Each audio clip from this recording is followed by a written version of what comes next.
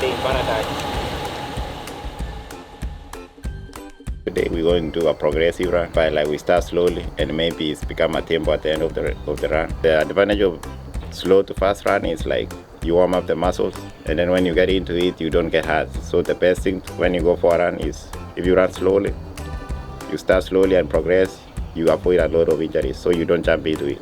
But we're still doing a warm up of 2K, warm up, and then we come and start it. So right now I'm just warm up the body and then do stretches. But I don't do a lot of stretches because that's me. Here we're gonna start the 2K warm-up. It's really just a 1 kilometer run out at an upward slope that's not too dramatic. And then on the way back, it's just 1 kilometer at that downward slope. And it's just really to loosen up the body and get the mindset and the muscles ready for the intense workout after this warm-up. Now you're not intentionally trying to go all out here. You're really just trying to loosen everything, get everything stretched out, warmed up. Well, you're probably like, that's not Kip talking. Who is that? Hey, I'm the dude behind the camera and the one making this movie. I'm just doing the voiceover. So if you're curious why the voices are different, that's why. All right. No stretches for me today. No stretches? I'll do one. 2K run is not bad. Like I feel my leg a little bit, and then when I get warmed up, the pain is gone. So if I was going to start without the 2K, I'll start too slow. Okay. But like after I warm up, I'll start somewhere, you know. So maybe you'll start like 0. Right now I'm going to be starting at 20% or 30%. But the goal is to warm up so when you come to start line, you don't start from the 0. And you can feel the body, where the body is. So the bike. It's going to be warm. They're saying you're freezing it.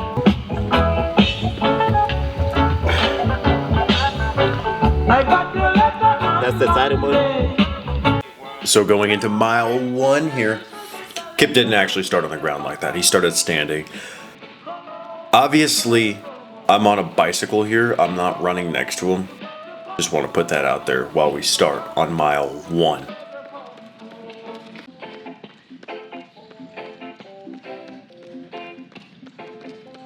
Pushing the halfway point in mile 1.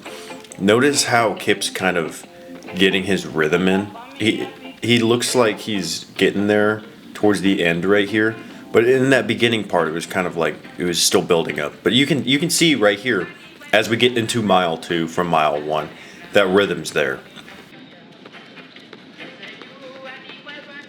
Here we are at mile 2. That pace is starting to speed up just a little bit. It's still not that dramatic from mile 1, but the pace is getting sped up. And you can really see he's starting to get into that mindset of this is a workout run. Let's get this run done. Pushing into mile 3, nearing the turnaround point to come back for 6 miles. You can tell right here he's getting into it. That stride, that pace, you can just tell. At mile 4, the shirt comes off. We're starting to see the flow. And I'm kind of struggling on the bike to keep up with him because he's going so freaking fast. And here on mile 5, I feel like mile 5 right here, the energy that was built up from those first couple miles, it's really getting let out here at mile 5.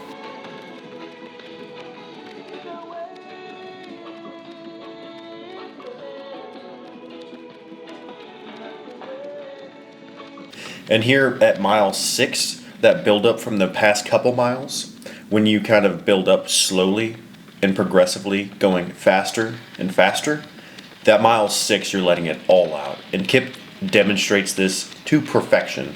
So we're just gonna sit here and watch as he wraps up the last couple 100 meters, and we're gonna just see him go all out, especially at the end.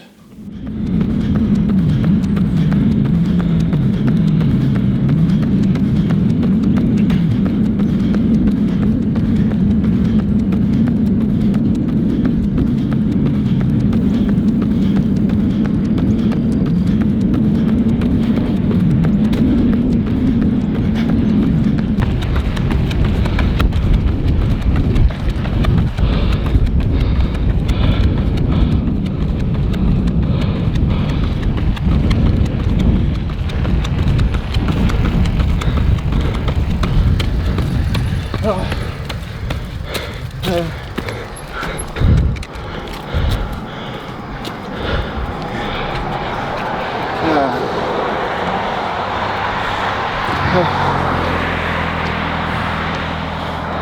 brutal.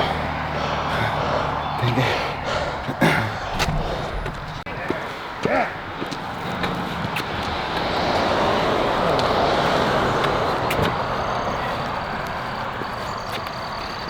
Oh. I think right now I need to sign up for a big race. Feel good. You feeling fast? Yeah. So what's the race? I might be doing like, I'm still planning, maybe 10 miles, US Army. It's off top. So we're going to be calling this thing a progressive run.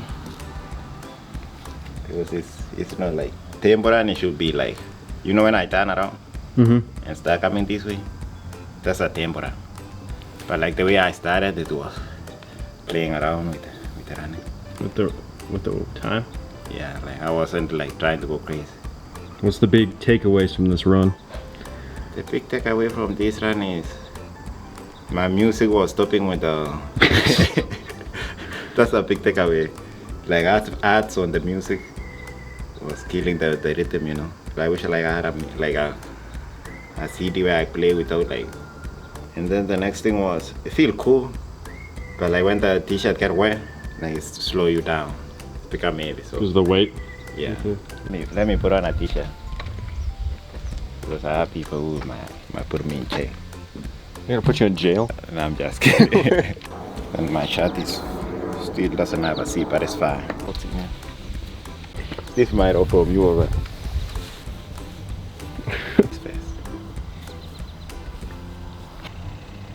Right. So the benefit of this run is like it's purely endurance and speed, and you're teaching your body like you can have a lot of resistance when it comes to racing, especially the way you start slowly and then you need to be fast at the end of the race. You'll be able to tell where you are right now when it comes to racing. It's not about you do exactly what we did today. It depends on where you are in the mileage. So right now I'm doing like 40 miles per week. So I can do 6, but like if I'm going to run a marathon, I might start with 6. And then after 2 weeks or 3 weeks, I go ahead and do maybe 8, and then I do 10. And then when it's like you're getting close to the race, you reduce again. You maybe do 5 when you're preparing towards the race. So it depends on where your mileage. You don't need to do 6. You can do 1 mile progressive, or you can do 2 miles. If the body say no, you can stop there, and then it refuel again, and then come try again. For this run, you cannot be wearing the shoes you run on. Like for training purposes, you look for the faster shoe. So today we were using a Nike Sub 2 because like the daily training shoes should be heavy and for slow runs, but this one is when you want to do something faster. So you should always have like 3 pairs of shoes, 1 for long runs, 1 for like tempo runs, and 1 for speed walks. Running sucks, but sometimes I just feel like running.